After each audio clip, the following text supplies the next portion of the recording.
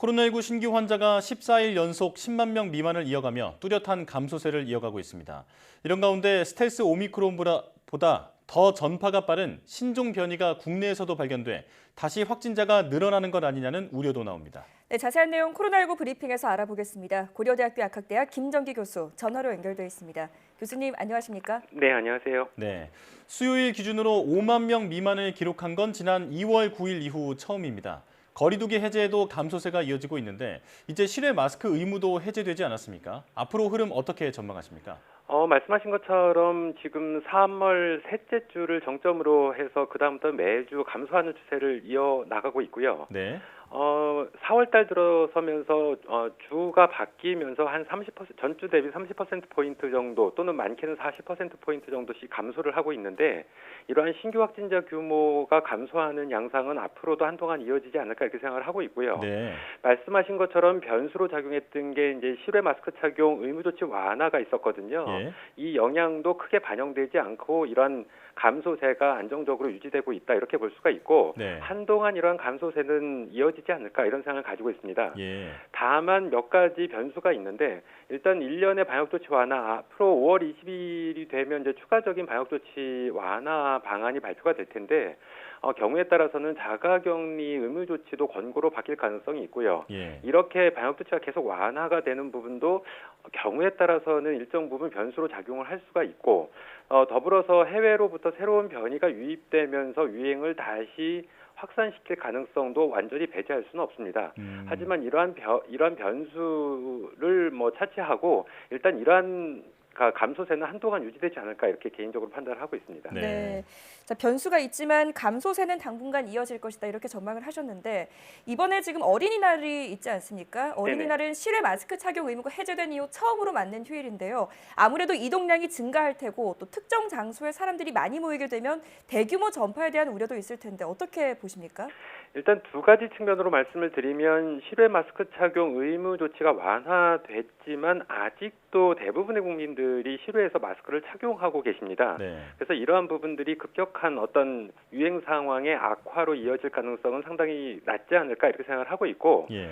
최근에 앞서 말씀드린 일련의 이런 유행 상황의 안정화는 기본적으로 우리나라에서 집단 면역이 어느 정도 형성이 됐다 이렇게 볼 수가 있습니다. 예. 일단 백신 접종을 보면 2차 기준으로 전 국민의 87% 정도가 2차 접종까지 마무리를 하셨고요. 예. 더군다나 오미크론 또는 스텔스 오미크론이 크게 확산을 하면서 감염에 의한 자연 면역도 어느 정도 형성이 됐다. 수치상으로 보면 인구 대비 35%가 일단 감염이 됐거든요. 예. 추산치로는 이보다 훨씬 더 많을 거다, 최소 2배 이상 될 거다 이렇게 생각을 하고 있기 때문에 이러한 백신 접종이나 감염에 의한 자연 면역이 집단 면역을 형성했다. 그리고 이러한 집단 면역 형성이 이루어지면서 최근에 이런 유행 상황 안정화로 이어지고 있는 부분이 있다라고 볼 수가 있기 때문에 네. 1년의 방역 조치가 추가적으로 완화가 된다라고 하더라도 다시 대규모의 어떤 유행 상황이 발생하는 이런 것 가능성은 상당히 낮지 않을까 이렇게 생각을 하고 있습니다. 네. 이번 어린이날과 주말은 그렇게 크게 우려할 만한 상황은 아니다. 이렇게 정리를 할 수 있겠는데요. 자, 이제 변이에 대해서 알아보겠습니다. 국내에서 스텔스 오미크론보다 더 전파가 빠른 신종 변이 BA2.12.1 감염 사례가 확인됐습니다. 어떤 특징을 가진 변이로 알려졌습니까? 현재까지 알려진 바로는 오미크론이나 스텔스 오미크론의, 그러니까 기본적으로는 오미크론의 하위 계열의 변이 바이러스다 이렇게 보시면 될 것 같고요. 네. 스텔스 오미크론이 오미크론보다 전파 속도가 더 빠른 걸로 알려져 있거든요. 네. 근데 이러한 스텔스 오미크론보다도 전파 속도가 한 25% 정도 빠른 걸로 추정을 하고 있습니다. 범위로는 한 23에서 27% 정도 빠를 걸로 이렇게 추정을 하고 있는데 예. 아직까지 병원성이 증가했다라는 연구 결과는 없고요.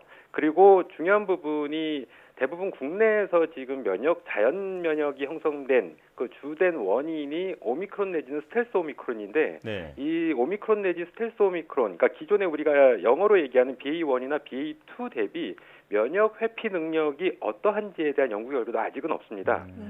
그렇기 때문에 일단 전파 속도가 빠른 거는 맞는 걸로 보이는데 추가적으로 병원성이나 면역 회피 능력이 어느 정도 되는지에 대한 정확한 연구 결과는 아직 없다 이렇게 보시면 될 것 같고요. 예. 다만 현재까지 국내에서는 유입된 게 확인이 안 됐는데 BA4하고 BA5 변이가 또 있습니다. 아, 네. 이 두 가지 변이 같은 경우에는 현재 각각 전 세계적으로 한 15개국 그리고 14개국에서 확인이 되고 있는데 이 변이 바이러스 같은 경우에는 면역 회피 능력이 있는 걸로 이렇게 남아공 연구진이 보고를 하고 있거든요. 예.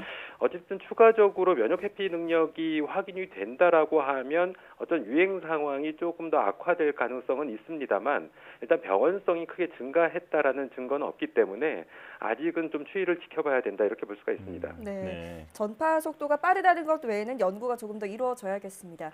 지금 또 미국 뉴욕시에서 코로나19 유행 조짐이 다시 보이고 있습니다. 여기에 주된 요인으로 BA2 12.1 변이가 꼽히고 있는데요. 새로운 변이가 국내에도 영향을 미치게 될지 재유행의 도화선이 될 가능성 어느 정도라고 보십니까?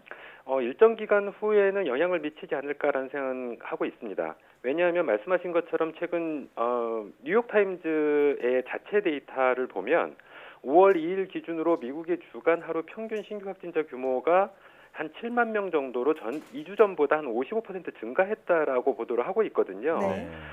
그리고 이와 더불어서 하루 평균 입원 환자 수도 2주 전 대비 한 16%포인트 정도 증가를 했고 사망자도 최저치를 보이다가 최근 약간 반등하는 그런 움직임을 보인다라고 보고를 하고 있습니다. 예. 그래서 이러한 현상의 가장 주된 그 원인으로 꼽히는 게 앞서 말씀하신 BA2 12.1 변이 바이러스로 꼽히고 있는데 네. 지난달 그러니까 4월 2주차의 BA2 그러니까 기존의 스텔스 오미크론의 검출률이 미국에서 77.2%였거든요. 예. 근데 2주 후에는 한 15%포인트 정도 감소한 61.9%포인트를 보이고 있고 반면에 지금 말씀드린 BA2 12.1 바이러스 같은 경우가 약 20%포인트 정도 2주 만에 증가를 하면서 네. 현재는 한 36.5% 정도의 검출률을 보이고 있습니다. 예. 따라서 이러한 검출률의 어떤 변화가 최근에 신규 확진자 증가의 원인이다라고 얘기를 하고 있는데 국내에서도 이 변이 바이러스가 유입이 확인된 만큼 앞으로 일정 기간이 지나면 다소 유행 상황이 조금 안 좋아질 수는 있을 것 같다라고 생각은 하고 있는데 예. 가장 중요한 부분이 병원성 측면과 면역 회피 능력이거든요. 그래서 병원성 증가에 대한 어떤 연구 결과가 없고 그러한 어떤 데이터가 아직까지 확인이 안 되고 있습니다. 근데 예. 병원성이 증가를 하진 않을 거다 이렇게 생각을 하고 있기 때문에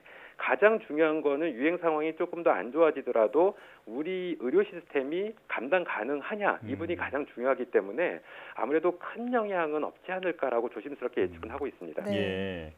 자, 하지만 만약에 재유행의 어떤 원인이 된다라면 큰일이기 때문에 이 부분에 대한 대비가 필요하다라는 지적이 많이 이어지고 있는데요.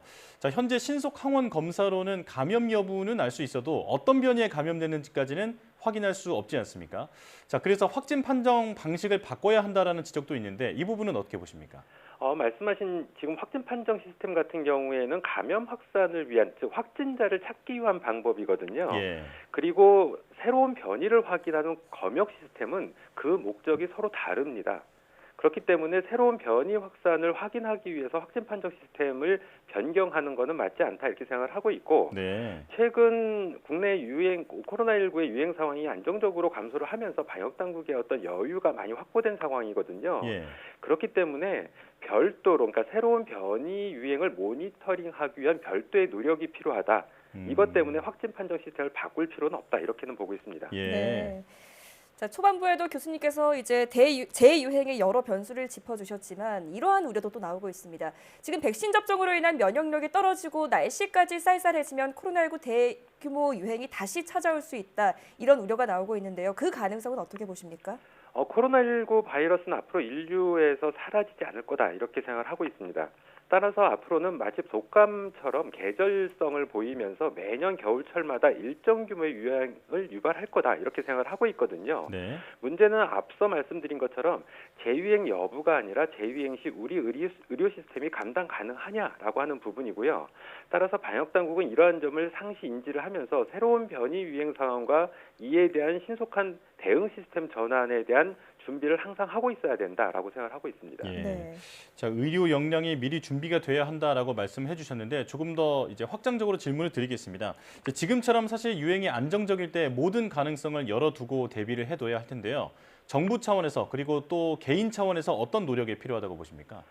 국가 차원에서는 현재까지는 주로 변이가 해외에서 발생해서 국내로 유입되는 경향성을 보였거든요. 네. 하지만 새로운 변이가 국내에서 처음으로 발생할 수도 있는 문제고 그렇지 않더라도 언제든지 해외로부터 새로운 변이가 국내로 유입될 수가 있습니다. 네. 따라서 새로운 변이에 대한 해외 및 국내 상황 모니터링은 국가 차원에서 반드시 지속적으로 이루어져야 된다 이렇게 생각을 하고 있고요. 예. 그리고 개인 차원에서는 현재 오미크론 또는 스텔스 오미크론 유행 상황에서 가장 주의할 부분이 오미크론 또는 스텔스 오미크론이 기존 델타 대비 병원성이 많이 약해져 있는 것은 분명합니다. 하지만 60세 이상의 고령층의 경우에는 비록 3차 접종을 했더라도 치명률이 0.5%로 여전히 높은 상황이거든요. 예. 만약에 미접종자인 고령층 같은 경우에는 치명률이 5%에 달하기 때문에 젊은 층을 매개로 해서 고령층이 감염되지 않도록 이 부분을 개인적으로는 상당히 주의를 기울여야 된다 이렇게 생각을 하고 있습니다. 네. 네. 자, 끝까지 긴장을 놓아서는 안 되겠습니다. 여기까지 듣겠습니다. 지금까지 고려대학교 약학대학 김정기 교수와 함께했습니다. 교수님 잘 들었습니다. 네, 감사합니다.